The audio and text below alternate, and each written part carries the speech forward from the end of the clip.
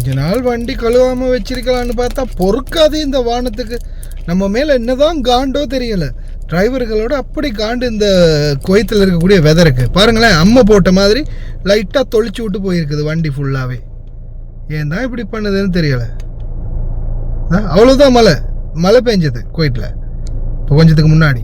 அவ்வளோதான் பெஞ்ச மழை இந்த வண்டிகளில் நாசப்படுத்திட்டு போயிருக்குது. அஸ்ஸலாமு அலைக்கும் வரஹ்மத்துல்லாஹி வபரகாத்துஹு. அன்பார்ந்த அனைத்து உறவுகளுக்கும் இனிய மாலை வணக்கம். இந்த நாட்களில் மக்களே ரொம்ப பிஸி, டிரைவிங்லேயே தான் பேசுகிறேன். நீங்கள் என்னோடய வீடியோ பார்க்காட்டியும் பரவாயில்ல, ஜஸ்ட் அந்த நான் என்ன பேசுகிறேன்றதையாவது கேளுங்க. ஏன்னா நான் வண்டி ஓட்டிக்கிட்டு இருக்கிறதால கொஞ்சம் கஷ்டம் வீடியோ போடுறது, வண்டியிலே தான் போடணும். நிறைய பேர் கேட்டிருந்தீங்க இந்த காதிம் டு ஷூன் கானோனை பற்றி கேட்டிருந்தீங்க. பொது மன்னிப்பு இன்ஷா அல்லாஹ் இப்போ ஜெயில் கைதிகளுக்கு கொடுத்துருக்கிறபடியால் அடுத்த கட்டம் நம்மளுடைய பொது மன்னிப்பு தான். ஆனால் கொஞ்சம் வெயிட் பண்ணுங்கள், கொஞ்சம் பொறுமையாக இருங்க, அவசரப்படாதீங்க யாரும், சரியா? அதை முதல்ல நான் தெளிவுபடுத்திக்கிறேன். சரி, அடுத்த கட்டம் காதிம் டு ஷூனுக்கான வாய்ப்பு கிடைக்குமா அப்படின்னு கேட்டீங்க மக்களே. நிச்சயமாக காதிம் ஷூனுக்கான வாய்ப்பு கிடைக்கும். நான் ஏன் இதை கட் அண்ட் ரைட்டாக சொல்கிறேன்னா, இதை ஏன் எப்படி கான்ஃபிடென்ட்டாக சொல்கிறேன்னா, உங்களுக்கே தெரியும் உள்துறை அமைச்சர், நான் கடைசியில் வேணாலும் அவர் பேசினதை திருப்பி போடுறேன், அந்த வீடியோ இருக்குன்னு நினைக்கிறேன். உள்துறை அமைச்சர் ஷேக் ஃபஹத் யூசுப் சாவுத் அல் சபா அவர்கள் கான்ஃபரன்ஸ் மீட்டிங்கில் சொல்லும்போது என்ன சொன்னார், குவைத்தில் நிறைய பேர் வெளியில் காசு கொடுத்து அக்காம அடித்து வேலை செய்கிறாங்க. அதுலேயும் குறிப்பாக காதிம் வீசாவில் நிறைய பேர் வேலை செய்கிறாங்க.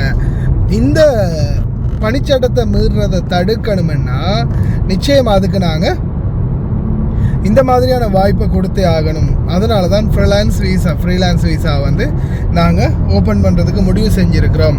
கவர்மெண்ட்டுக்கு காசை கட்டிட்டு அக்காம அடித்து வேலை செய்கிற மாதிரி அப்படின்ற தகவலை அவர் வெளியிட்டார்.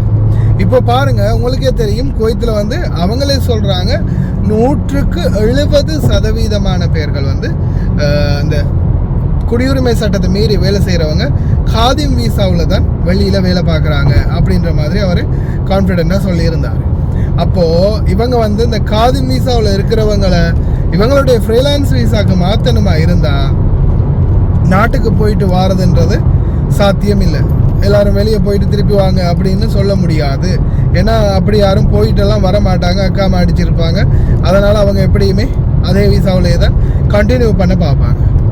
இதே Kuwait government freelance visa open பண்ணுற அந்த சட்டத்திட்டம் வரும்போதே காதிமில் இருக்கிறவங்களும் நீங்கள் இந்த ஃப்ரீலான்ஸ் வீசாவை மாற்றிக்கொள்ளலாம்.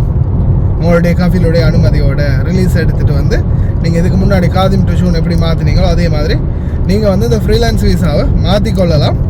உங்களுடைய கஃபீல்ட அனுமதியோட ரிலீஸ் எடுத்துகிட்டு மாற்றிக்கொள்ளலாம் அப்படின்ற மாதிரி ஒரு சட்டத்தை கொண்டு வரதுக்கு வாய்ப்பு இருக்குது. அதே மாதிரி இப்போ சில நேரங்களில் கஃபீல்களால் ஏற்கனவே இப்போ கடுப்பாகி போய் இருக்கிறாங்க.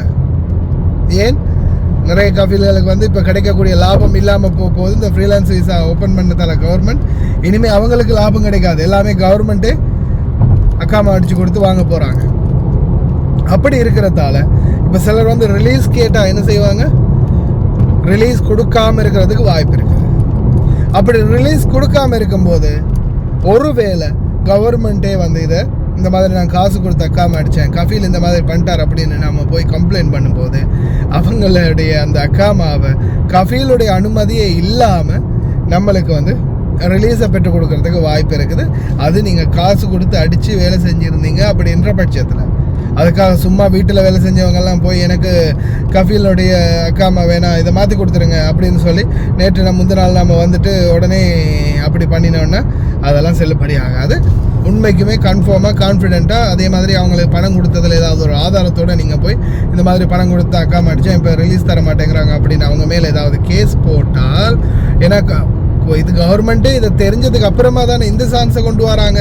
அப்படி இந்த சான்ஸை கொண்டு வரும்போது தொழிலாளர்களுக்கு இழைக்கப்படக்கூடிய அநீதியை நாங்கள் நிறுத்துறதுக்காகவும் தொழிலாளர்களுடைய பணத்தை ஒவ்வொருத்தரும் சூறையாடுறதை தடுக்கிறதுக்காகவும் தான் கவர்மெண்ட் இந்த வாய்ப்பை கொண்டு வரோம் அப்படின்னு சொன்னாங்க. அப்படி இருக்கிறதால அப்போ என்ன செய்வாங்க, உடனடியாக இந்த சான்ஸை நம்மளுக்கு எடுத்து தரதுக்கு வாய்ப்பு இருக்குது. அதே மாதிரி இந்த காசு வாங்கிட்டு ஃப்ராட் பண்ணுற கஃபீல்களுக்கும் நல்ல ஒரு பாடம் புகட்டக்கூடிய வாய்ப்பு இருக்குது. அதே மாதிரி இந்த எவிடன்ஸோட ப்ரூஃபோட நீங்கள் போகும்போது உங்கள்கிட்ட அவங்கள்ட்ட இருந்து கஃபீல்கிட்ட இருந்து எந்த ஒரு நிபந்தனை இல்லாமல் ரிலீஸ் அவங்க தரணுமென்ற அவசியம் இல்லாமல் கவர்மெண்ட்டே டைரெக்டாக டீல் பண்ணி அவங்களுடைய ஸ்பான்சர்ஷிப்பை கேன்சல் பண்ணிவிட்டு கவர்மெண்ட் ஸ்பான்சர்ஷிப்புக்கு அதாவது ஃப்ரீலான்ஸ் விசாக்கு மாற்றி தரதுக்கு வாய்ப்பு இருக்குது. இந்த தகவலை முடிஞ்ச வரைக்கும் உங்களுடைய நண்பர்களுக்கும் பகிருங்க. யாருமே அவசரப்படாதீங்க, பொறுமையாக இருங்க. எப்படியுமே இந்த சிஸ்டமை கொண்டு வரும்போது காதிம் டு ஷூன் மாற்றுறதுக்கு ஒரு ஏற்பாடு கவர்மெண்ட்டே செஞ்சு கொடுப்பாங்க. ஏன்னா அப்படி கொடுத்தா மட்டும்தான் அவங்களால இருக்கிறவங்கள மாற்ற முடியும். அப்படி இல்லாத பட்சத்தில் மறுபடியும் அதே காதிமில் அப்படியே தான் மக்கள் இருக்க போகிறாங்க. எது எப்படியோ ஃப்ரீலான்ஸ் வீசாவுடைய ரேட் என்னன்றதை எதிர்வரும் நாட்களில் பார்க்கலாம். அதே மாதிரி அந்த வருடம் அந்த காசை கட்டி உங்களால் அக்காம அடித்து வெளியில் வேலை செஞ்சு எல்லாத்தையுமே சமாளிக்க முடியுமா அப்படின்றதையும் நல்லா ஒருக்க செக் பண்ணி பார்த்துட்டு முடிவெடுங்க. உள்துறை அமைச்சர் பேசின வீடியோ இருக்குது, பார்க்காதவங்க அதையும் பார்த்துக்கோங்க. 1000 دينار بالسنة، تعال ادفع حق الحكومة 1000 دينار واعطيك هالمادة هذه تشتغل فيها، روح اشتغل. خالص انا هذه بس يمكن تشوفها قريب وراح احط اعلان كامل، كل واحد يبي يصير يشتغل. انا اول شيء كنت بروح على اساس اسوي 6 شركات حكومية، كل محافظة شركة. رحت كذا ديرة علشان نبي نجيب منهم عمالة فنية ما نلقى. لكن اليوم انا قلت حق رباب وقلت حق شؤون الإقامة، اليوم النجار وهو اللي يعرف النجارين، يبغى بتي الكويت تعال الكويت ادفع.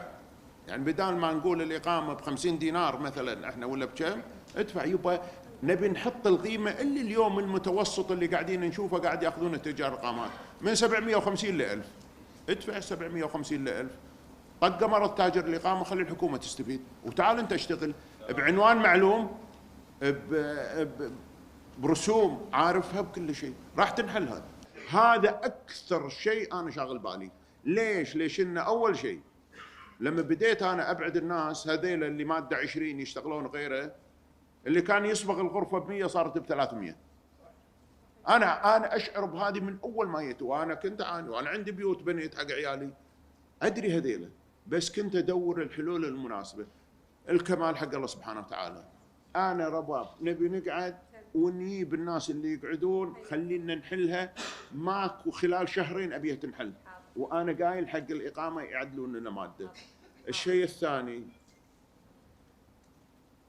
أبيهم قولوا لي رباب كل شهر كل شهرين اجتماع ويا رؤساء اتحاد كل القطاعات، تقعدين مثل ما تقولي لي كل خميس تقعدين ويا وزير كذا، لا اقعدي ويا الاتحادات. أنا تبوني كل شهرين كل 3 أشهر أنا حاضر.